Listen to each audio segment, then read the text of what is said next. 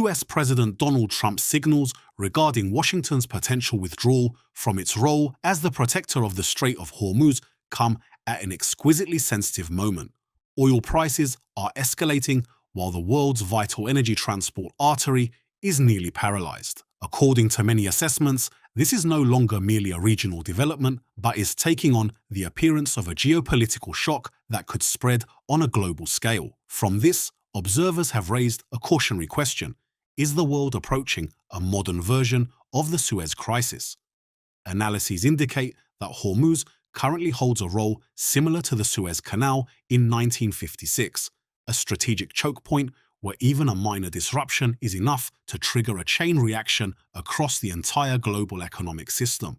As Iran incrementally increases its control over this maritime route and transforms it into geopolitical leverage, while the US signals a retreat, the security architecture maintained for decades is beginning to show clear fractures. Energy-dependent economies from Europe to Asia have consequently fallen into a passive position, not much different from the situation the West faced following Egyptian President Gamal Abdel Nasser's decision to nationalize the canal nearly 7 decades ago. The core point, as many experts emphasize, lies not only in military conflict, but in the true limits of power. As the US considers scaling back its patron role, the global maritime security order faces the risk of being reshaped, a scenario where no single superpower possesses enough capability to unilaterally control the world's strategic choke points.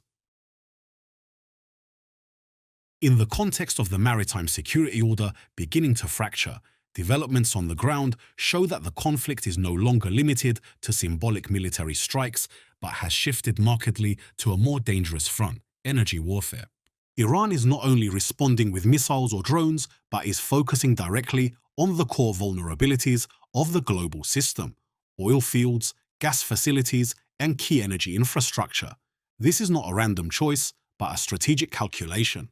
When energy facilities become targets, the impact is no longer confined within national borders, but spreads according to the very logic of globalization, where every economy is connected by energy flows. Experts observe that in a world deeply dependent on oil and gas, attacking energy infrastructure is equivalent to striking the circulatory system of the global economy. A disruption in the Middle East can quickly translate into inflation in Europe, a power crisis in Asia, and financial market volatility worldwide. Therefore, warfare in the current context is no longer a story of 2 or 3 nations, but possesses a systemic spillover effect. In other words, when energy becomes a weapon, a regional war will almost certainly create global consequences. Notably, this escalation is occurring in parallel with another strategy from the US and Israel, directly targeting Iran's high-level leadership. Targeted assassination campaigns were expected to paralyze the command apparatus, cause internal chaos, and force Tehran to make concessions. However, reality shows a completely opposite trajectory. The Iranian political system has not only avoided collapse, but has demonstrated remarkable adaptability. Removed positions are quickly filled, and more tellingly, successors often hold even hardline stances compared to the previous generation. Analysts argue that this is a typical demonstration of the failure of the so-called decapitation strategy in highly ideological political systems. In such systems, power is not concentrated in a single individual, but is dispersed within a structure of strong organization and belief. Removing a leader does not weaken the system. On the contrary, it can trigger a defensive reaction, consolidate internal solidarity, and create conditions for hardline factions to rise. In other words, each assassination is not just an attack, but inadvertently becomes a catalyst for the hardening of Iran's power apparatus.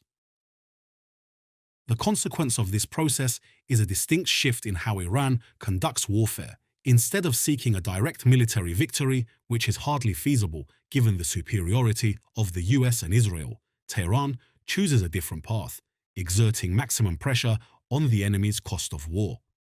And in that strategy, the Strait of Hormuz emerges as a pivotal card.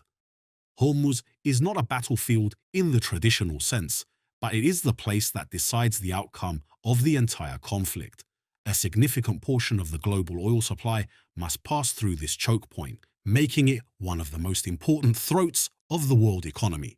In this context, Iran seemingly does not need to win on the battlefield. It only needs to control or disrupt the flow through Hormuz to create immense pressure on its opponents. Recent data shows that vessel traffic through this area has dropped sharply, reflecting increased risk levels and a cautious mindset among shipping companies. Just an increase in insurance costs or even a minor risk of attack can cause the entire energy transport system to be repriced. This leads to a notable reality.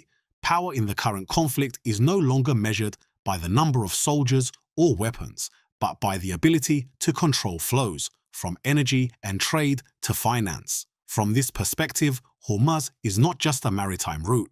It has become a geopolitical weapon in its own right. Iran is leveraging its geographical position to transform military disadvantages into strategic advantages. Instead of direct confrontation, they strangle the flow, an indirect but effective approach, especially in today's interdependent world. Many experts, therefore, believe this is a fundamental change in the understanding of power. While in the past, territorial control was seen as the decisive factor, currently controlling logistics, transport routes, supply chains, and strategic choke points is the key element. A nation does not need to occupy land to exert influence. It only needs to control the knots of the system to shape the behavior of other actors. In this context, the combination of energy warfare, the failure of the assassination strategy, and the weaponization of Hormuz is creating a new spiral of escalation. This is no longer a simple confrontation between nations, but a test of the limits of globalization, when the links once considered strengths become vulnerabilities easily exploited. And at this very intersection, a larger question begins to form. If strategic choke points like Hormuz can be turned into tools of pressure, is the current global system capable of defending itself? Or is it entering a phase where power will belong to nations that control the flows rather than those that control the most territory? While Iran maximizes its geographical advantage to weaponize energy flows, on the other side, signals from President Trump indicate an even deeper shift. Washington no longer seems willing to shoulder the role of ultimate protector of the global security system. The message being sent does not stop at military matters, but carries clear economic political implications. Nations that benefit from the flow through Hormuz, from China and Europe to the Gulf states, must themselves share the burden of protecting their own interests. What is unfolding clearly recalls the Suez Canal incident, one of the major turning points of the 20th century. At that time, the Suez Canal was also a strategic choke point where economic interests, geopolitical ambitions, and the involvement of superpowers were closely intertwined. Britain and France, despite possessing military superiority, were still forced to withdraw, not because of failure on the battlefield, but because of pressure from larger power structures, particularly from the US and the Soviet Union. Today, Hormuz is recreating nearly all of those characteristics. This is not just a place for transporting oil, but the intersection of global interests. The US has security interests, China has energy interests, Europe has economic interests, and the Gulf nations have existential interests. When all these interests converge in a narrow space, any disruption will trigger a chain reaction, forcing superpowers to intervene whether they want to or not. Therefore, the Hormuz issue cannot be viewed merely as a regional crisis. It is, in fact, a test of the functioning of the global order in a transitional phase. If the US truly scales back its patron role, the world could enter a multipolar structure where responsibility is more broadly distributed but also less stable. Conversely, without a sufficiently strong alternative mechanism, a greater danger lies in another scenario: energy chaos, where strategic choke points are exploited as tools of pressure, weakening the entire system. At the end of this chain of events, Hormuz is no longer simply an oil transport route. It has become a yardstick of power, the place that most clearly exposes the core question of the era: who truly controls the flows of the world and at what price?